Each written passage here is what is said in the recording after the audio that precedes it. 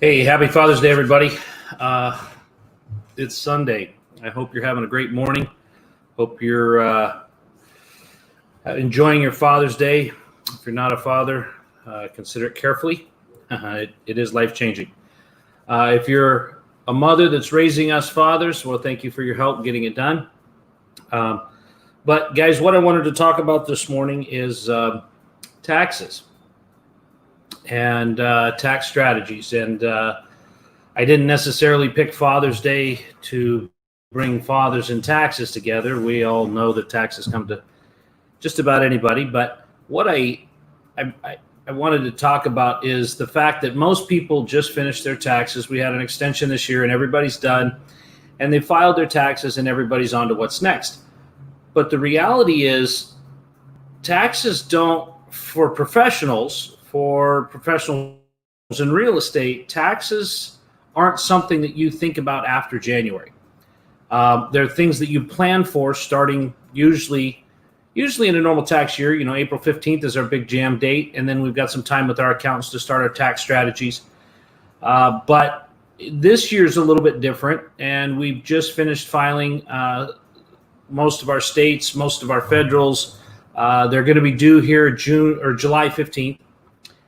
So our accountants have had a little bit of an extended time period, but it's time to check in on your tax strategy, and it's time to do one more go round. I usually do something in May, something in July or August to make sure that I'm on track, and then a follow up right before Thanksgiving, before everybody goes to the holidays, just to make sure that I'm on track. And the reason that I do that isn't to see what's coming out of my W-2, but as a real estate professional, I want to see that I'm spending my money or allocating my resources during the year to the things that are going to benefit me tax-wise and that are going to help me when it's time to file my taxes.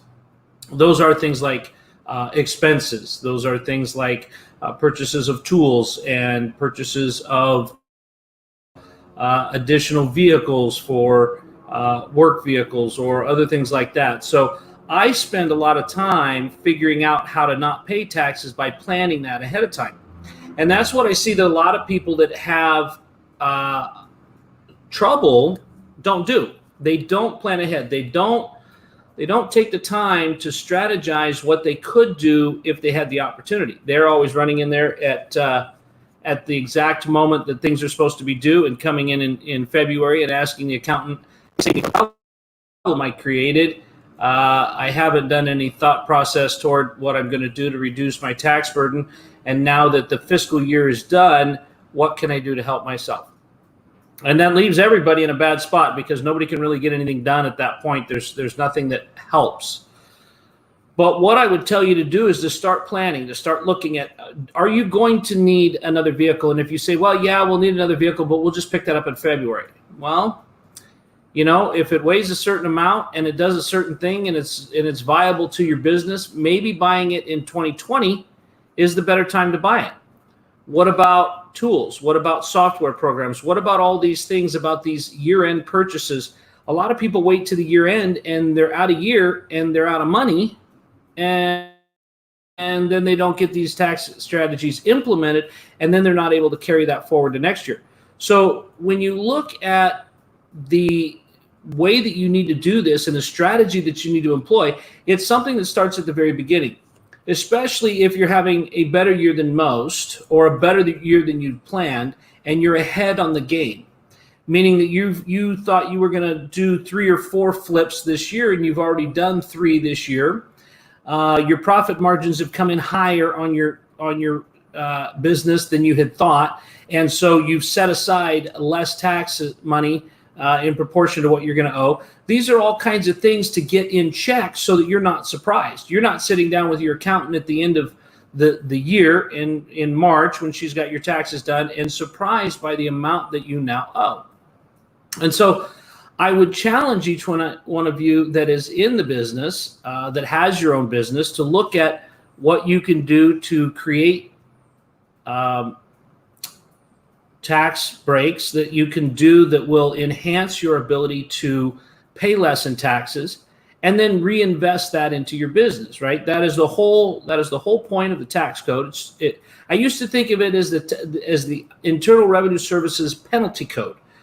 But somebody said something to me a couple months ago that really helped me to understand. It's actually a code that enforces things that they don't want with penalties and rewards things that they do want with tax breaks. And so when the IRS is looking at it and they say, well, if you buy a piece of equipment for your business, we'll allow you to write that whole piece of equipment off in the calendar year that you bought it, in the fiscal year that you bought it, giving you all the tax break up front. The reality is what they're trying to do is they're trying to encourage you to expand your business. And to take that discount and to take that tax benefit in the year that you bought that encourages you to buy that rather than lease that. It encourages you to step into ownership, to enhance your business, to leave more cash in your bottom line. And that's exactly what they're trying to encourage. When you think about ownership of real property, of real estate, they're trying to encourage people to purchase rental properties, to stimulate the economy, because there are I think there's a statistic that says that there's about 700 jobs created for every house that's built. Well, you've got to have buyers, you've got to have investors, you've got to have people that will rent those houses out, and encouraging people to become real estate investors with the depreciation options, with the 1031 options, with the abilities that they're offering for people to avoid paying taxes in this current financial situation that they face every day, is something that a lot of people think of as a tax break for the rich, but it's really an encouragement for everyone to participate in this game. So when you really think about it and you really look at it and you say, I can actually participate in this because, you know what, I hadn't thought about it, but buying a rental property is really a good thing for me, because if I buy a rental property, I can depreciate that rental property while the property appreciates. I can write off the interest. I can write off the maintenance. I can write off the management. I can write off the expenses to fix it up. I can do all those. And so if at the end of the year, your rental property has cost you about $12,000 in a 28% tax bracket, you've saved yourself about $3,000 in legitimate hard cash that would have to have come out of your pocket at the end of the year that you can then put back into your real estate game, right? Now let's think about that from the standpoint of it's June and you're having a stellar year. I know that everybody's dealing with COVID and everybody's upset about it, and rightly so, and everybody's got issues, and taxes or business has been problematic, but there are still a lot of people out there that are having a great year. And to those people, I say congratulations, thumbs up, way to keep working the plan regardless of what happens around you, and welcome to the rewards for that. But at the end of the day, if you're having a great year, that means that you're going to have to do some tax strategy stuff, and maybe you hadn't thought about it. Maybe you were going to do just like last year and just bleed when it comes time to come to the end of your year. And so I'm encouraging you to look at what you can do. And if you need ideas, you need thought processes, hit me up, shannonrobnett.com. You can find me there. You can find me on Instagram. You can reach out on Facebook. But hit me up for some tax ideas, tax savings ideas. Uncle Sam's got plenty of tax ideas. I've got some savings ideas on things that you can use that will help you to be able to do some things that you like with the money that you've saved. Do some things that you wanted and maybe save you more money than you thought and not inconvenience you like you had thought. So, guys, I don't want to take too much more of your Sunday. I want you guys to go enjoy your Saturday or your Father's Day on this Sunday. And I want you guys to think about this. It's only June, but it's time to start thinking about taxes and why you need to start thinking about taxes. Because that plan isn't going to fall together at the last minute and be any good.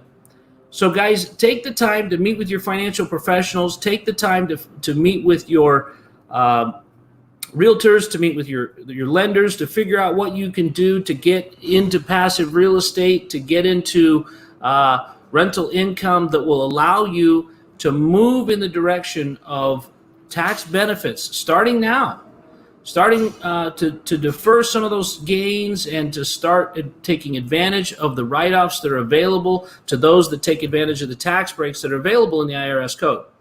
Your accountant's usually not going to tell you about it. They're too busy putting all the numbers in the right columns, but there are a lot of people out there that write a lot of books.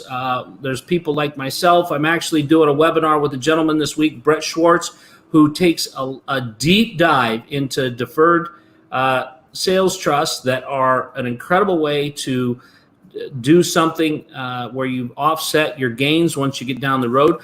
But putting a tax strategy in place is the number one way to get ahead, and that strategy has to be in place before the end of the year.